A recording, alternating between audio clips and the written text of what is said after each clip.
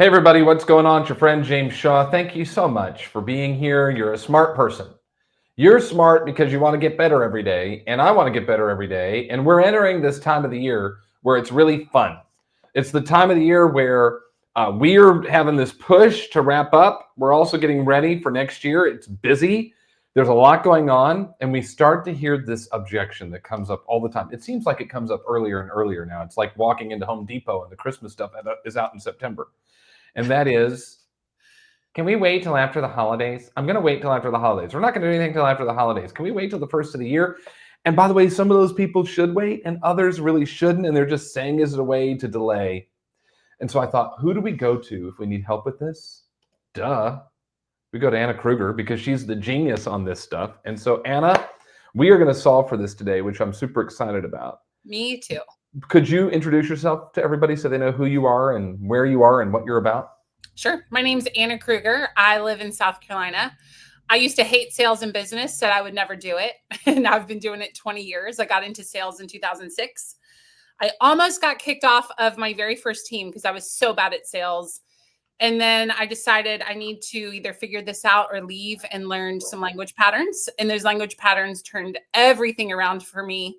So now I'm very passionate about giving those language patterns to other people in sales, especially real estate agents. They're my favorite, to help them have more business and more joy in the work they do. So that's what I'm all about and what I'm very passionate about. And you're great at it. And we're doing a program right now that if anyone wants to get in, you can right here at the end of the year, and then we'll shut it off. But it's called No Script Sales Method. The link is on the screen, noscriptsalesmethod.com.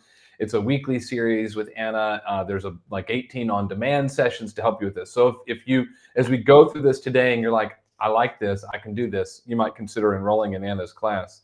Anna, this objection comes up every year. This is not a new objection. And yet every year we hear agents say, how do I handle this one? I don't want to be pushy. I don't want to be annoying. But we do know some people say they want to wait till the end of the year. And like I said, some should, some shouldn't. We need to know the difference. We need to ask a few questions. Yeah. What's your first blink when an agent says, hey, I'm hearing this objection more? What's your first thought? Ask them why they want to wait till after the new year. Because a lot of times it's lack of education, and not that the person is not a smart person, but if they don't work in real estate, they might not know all of the options we have for them. So a lot of times what it's about is I have my family coming in for 3 days or a week, and they're going to push off their entire listing process until after that for just a couple of days. And there's solutions to that, and they just don't know that. So it's an easy knee-jerk reaction of, I'm just going to wait till after the new year.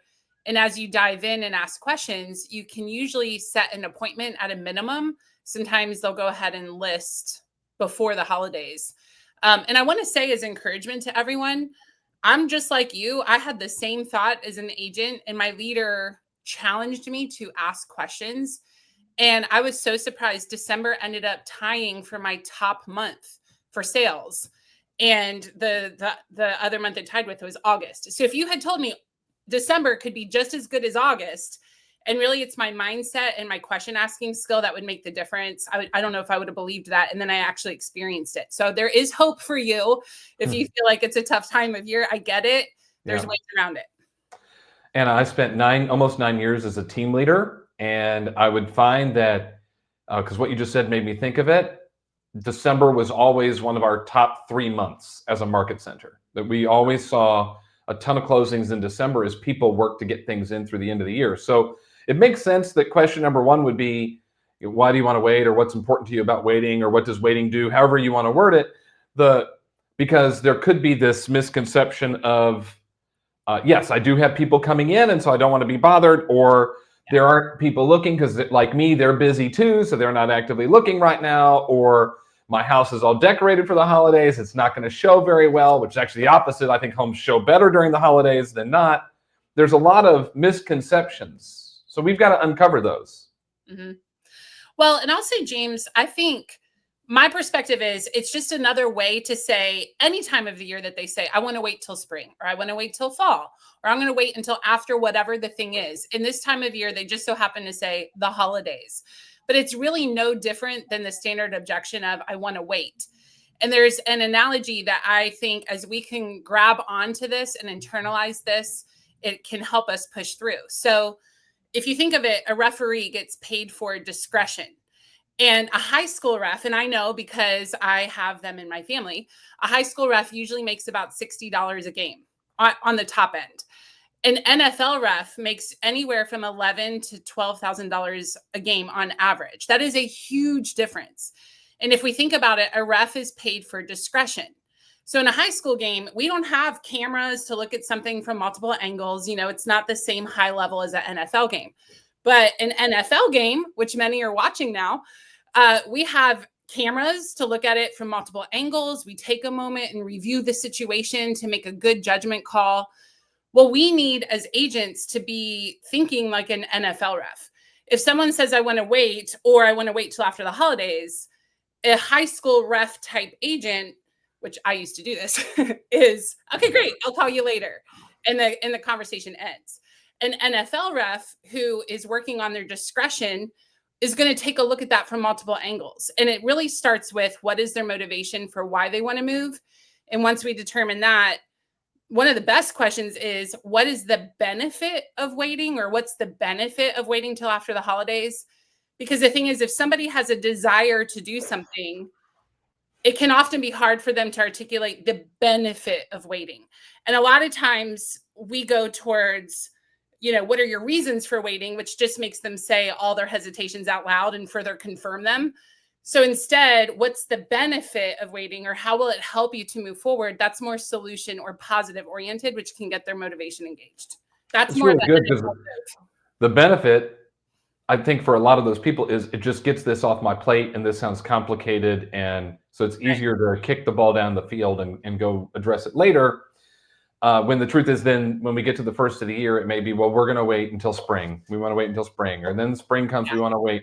But there has been some desire. I think about my grandma. When my grandma wanted to move into her independent living, so she wanted to, you know, it's an apartment, but she lives, you know, on her own, but had food and laundry and stuff there.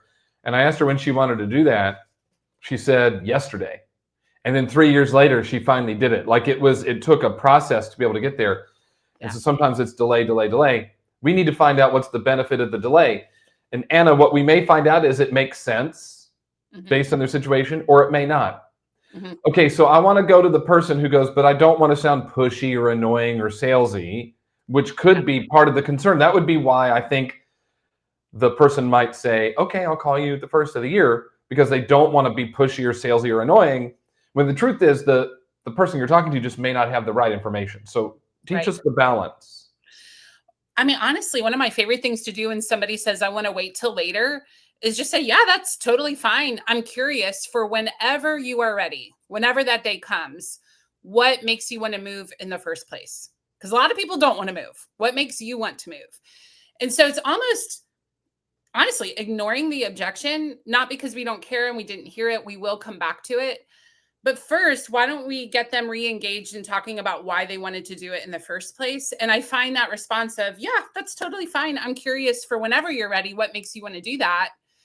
That they'll often engage with, and I'm not pressuring them. And it's a very easy conversation. Remember, I almost left sales because I was bad at it, and I said I would never do it because I never want to sound salesy. And I find the way of doing that, yeah, whenever you're ready, what makes you want to do it? It's just very casual conversation. It's light and breezy. It's not a big deal. But the thing is, once we dig into motivation, and on average, it's about 3 minutes to get quality, deep down motivation, just 3 minutes. After that 3 minutes of diving into why they want to do it, it's very easy to come back around and say, well, you know, I heard you say you wanted to wait till the spring. I'm so curious, though. You just said how moving would help you be closer to your parents and their aging. It would help you get your kids closer to their school, so you have a shorter commute in the morning. What's the benefit of waiting till spring if we could do that now? And it's just, again, it's just like a light, breezy, casual question, but it gets them thinking. And the truth is, a lot of times, like what you said with your relative, it's just kind of kicking the can down the road, because moving is just a lot of work. Yeah. So if we can get them talking about motivation, that's actually the best way to handle waiting until later.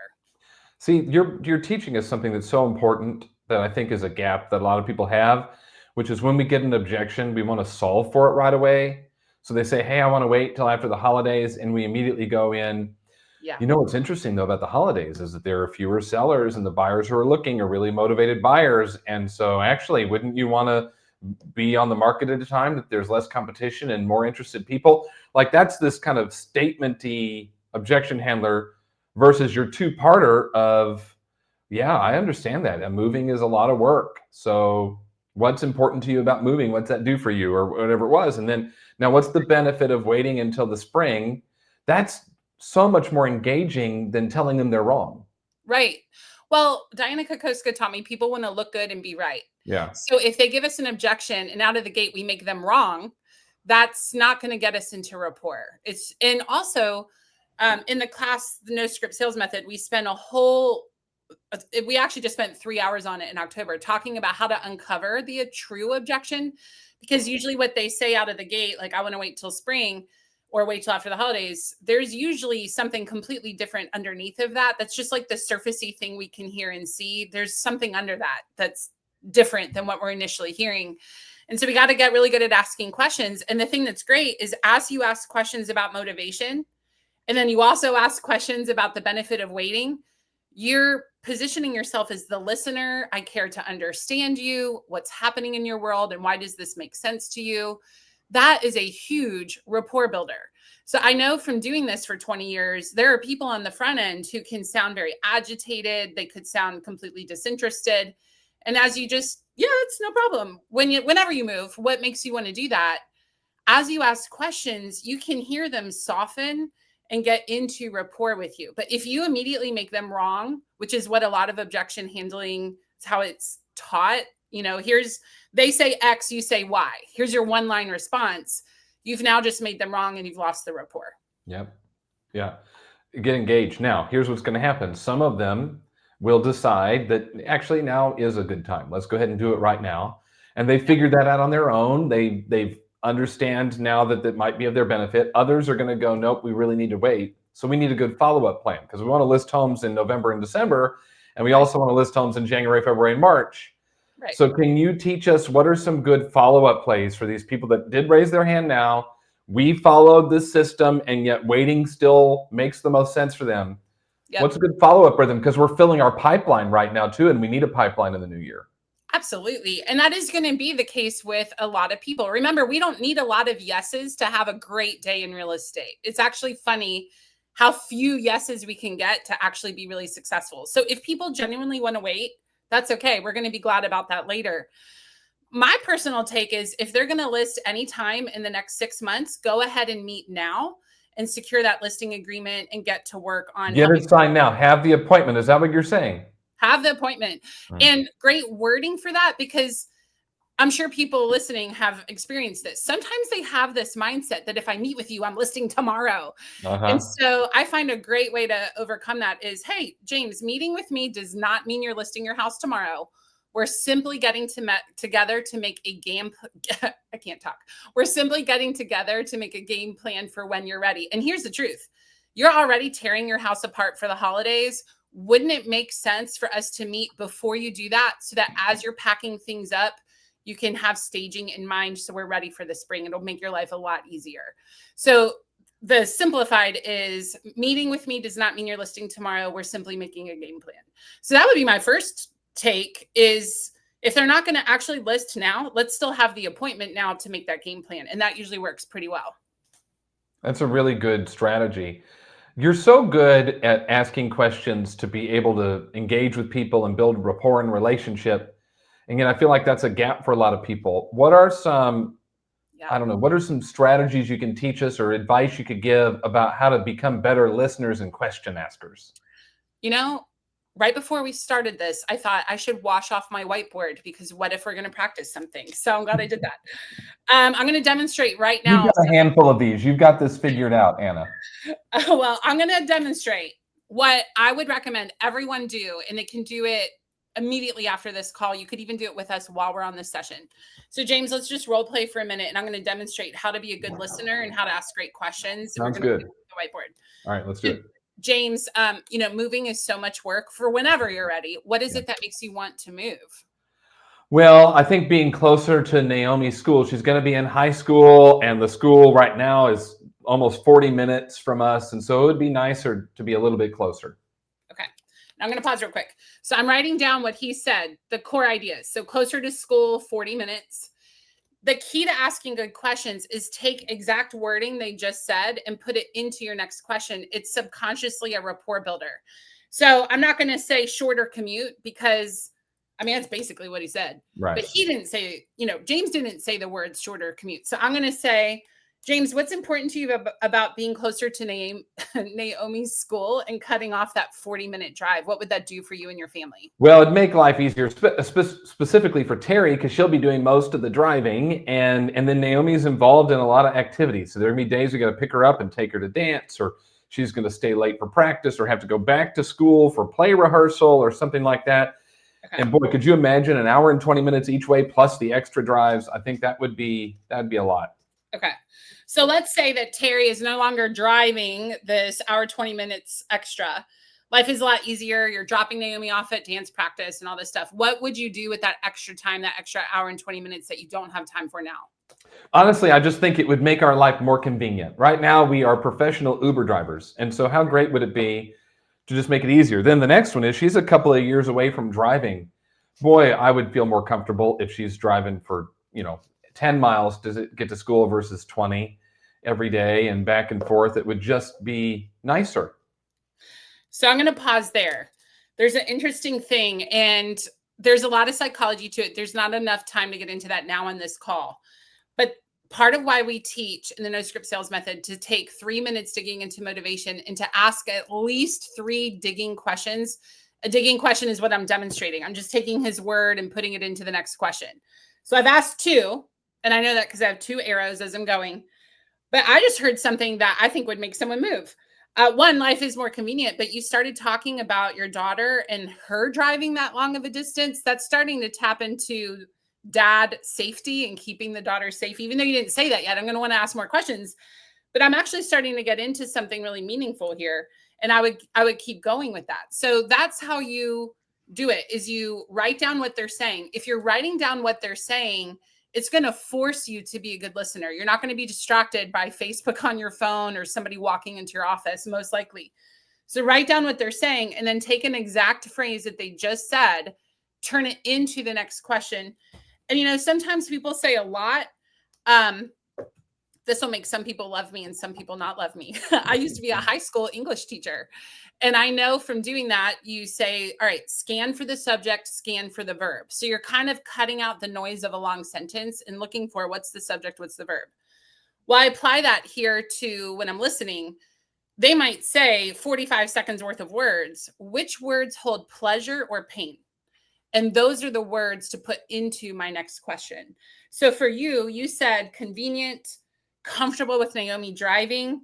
I only remember that because I wrote it down. I would ask either about convenience or being comfortable with Naomi driving that long distance, because that's probably the pain or the pleasure point that's going to take us somewhere meaningful. So good. This is how we can become more engaged with our people, that waiting till after the holidays doesn't have to be waiting till after the holidays. And even if it is waiting after the holidays, because you asked 3 questions and took 3 minutes to do that, you have a deeper relationship. Like, I'm literally now thinking, do we need to sell our house if she goes to that high school that's 40-minute drive? Maybe we do, which is the one she wants to go to, by the way. Yeah. So, who knows? But that wasn't a long time. It didn't feel invasive. It's not annoying. It shows that you're curious and that you care. And just a little practice on that would help. All right, we got to wrap up. We're running out of time. Anna, this is so good. What are some final thoughts you want to share with everybody before we hit the road? I was just thinking about your personality, my personality. I know probably a lot of people watching as well. We can be fast drivers. Let's go quickly. Let's get things done. And I remember when I first learned this thinking, oh my gosh, this takes forever. In reality, it's 3 minutes. And this is what I had to land on. And it was 100% true. I would rather have a longer conversation for a faster result. When I was having fast conversations and not handling whatever they were telling me, I wasn't getting the results. But the longer conversations of taking the 3 minutes to find out motivation, taking a few minutes to uncover their actual objection, that led to much faster actual results. And so that's what I would want to leave with you guys, is longer conversations, better questions lead to faster actual results. And you're serving the families that you're talking to much better. Yeah, no doubt. I mean, they're making the decision ultimately that's right for them. Right. We're not manipulating them into doing something they don't want to do. That's not possible. But they No. may be lacking some information or they have a misconception. And our job's to ask a few questions to figure that out and find out what their motivation is. It could be that they need to sell right now, and maybe they don't. Well, think about everyone watching this webinar. You're here because you have a problem and you want a solution. Right. Well, we're coaching right now. Agents are really buyer selling coaches. Listen to their story and what they want, and then educate to remove the problems, remove the obstacles. I mean, even just something as simple as we can, know your area and how the MLS works in your area, but we can block showings during the time that your family's in town. Yeah. That simple solution right there, often I know from doing it, we get people to move forward and go ahead and list. So think like a coach, uncover their story, uncover their problems, and then solve and help them get what they want. And when you have that mindset, you'll move from being salesy to being coach and inspirer. And that's really what we want. It is.